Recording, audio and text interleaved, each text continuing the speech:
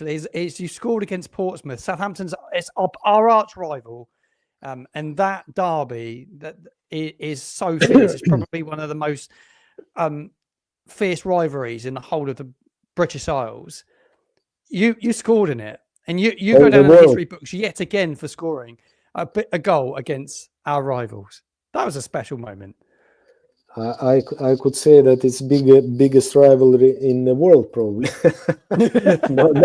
not in Britain. So, but no, I think even players we felt the special moments when we played against them, because it was just electric, all the atmosphere before the game and after the game.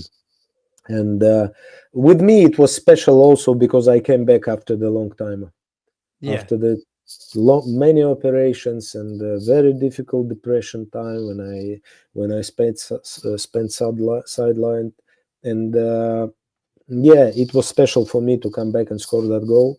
Also, just to I never get at the same level since I came back after the injury, and that really made it a little bit disappointed, But before I go, I managed to score that goal against Portsmouth, and stays for the history, forever, Another one for the history books. There's plenty of you put so many moments within the Southampton history book. Yeah. Right, but we're coming to the back end of our podcast, and to finish up with, I want to talk about like that.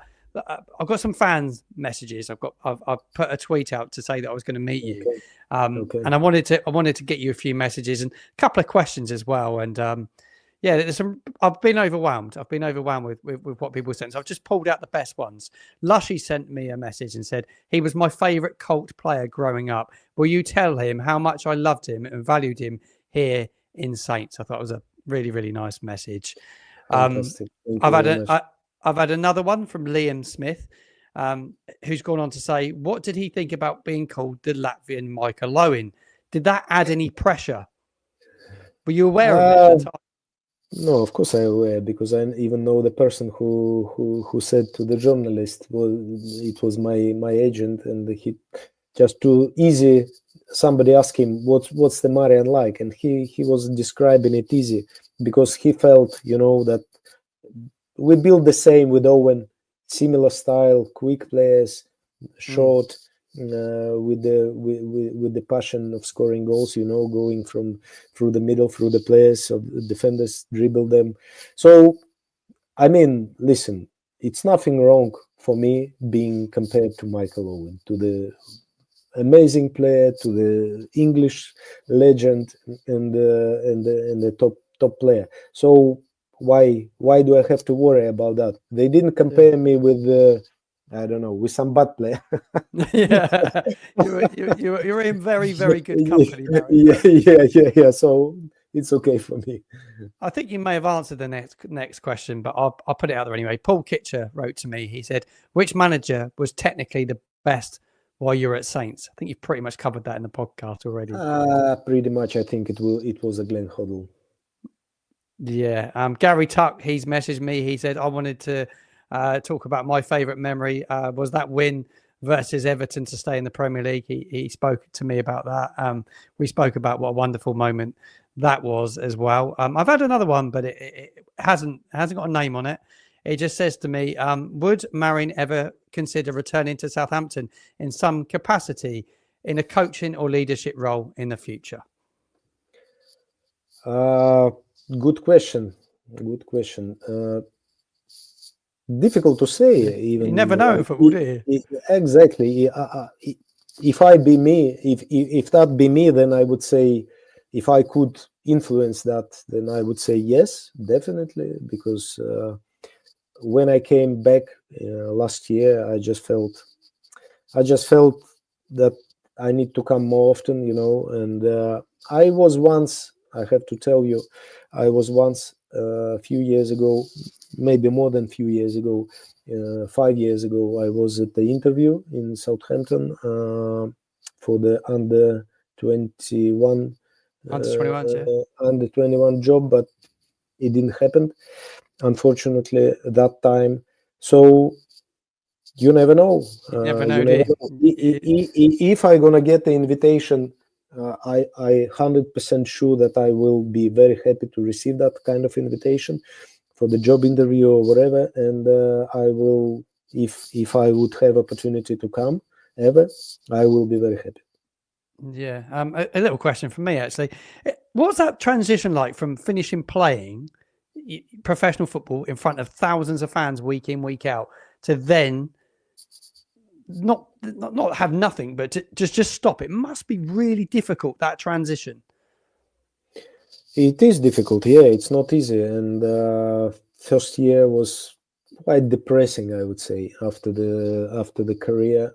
But I didn't stop like suddenly.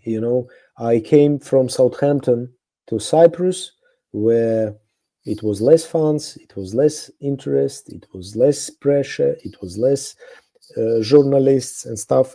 And then from Cyprus, I came back to Latvia to finish career in my club, where it was even more less of the fans, interest, journalists, and etc. and etc. So slowly, last few years of my career, I was living without big expectation, without constant pressure before the big games and stuff like this. So for me, it was a little bit easier, but still, after I said stop, finish, and I took the break for a year, I didn't feel well. And luckily, my ex-coach, he called me and he said, "Marian, what you do?"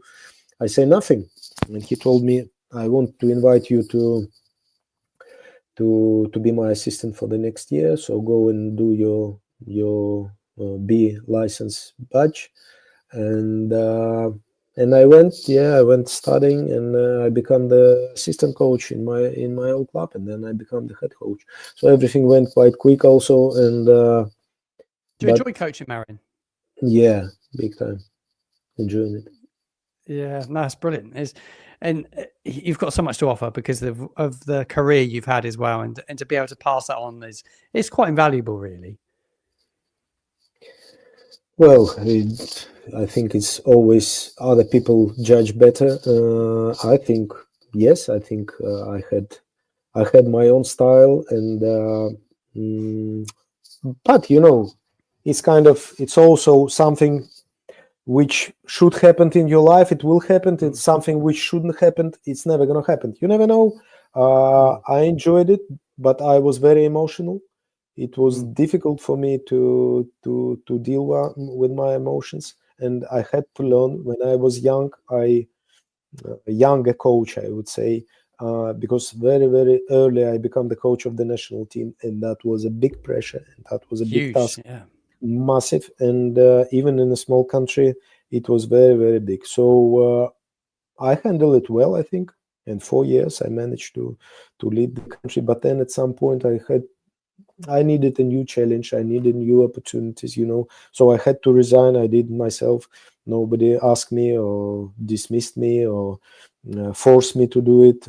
But I had something new. But I knew that I need to learn more, in order to be able to understand all ecosystem, all the environment. And I think these days I'm coming to my maximum, just to see what's going to happen in the future. Yeah. Gira's messaged me and said, I'm from Latvia and I've been supporting Southampton for 10 years now. Can you ask if he lives in Riga? Is it Riga?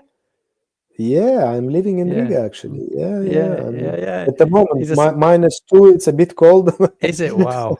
Yeah, but it's, when you're at home, you breathe well, even if it's bad weather. But no, it's a big. I've never been. I've never been there. I need to go. I need to come to your country one day. You need to come one day. Call me when you're coming. I will, absolutely. It's been wonderful having you here today. I feel really privileged.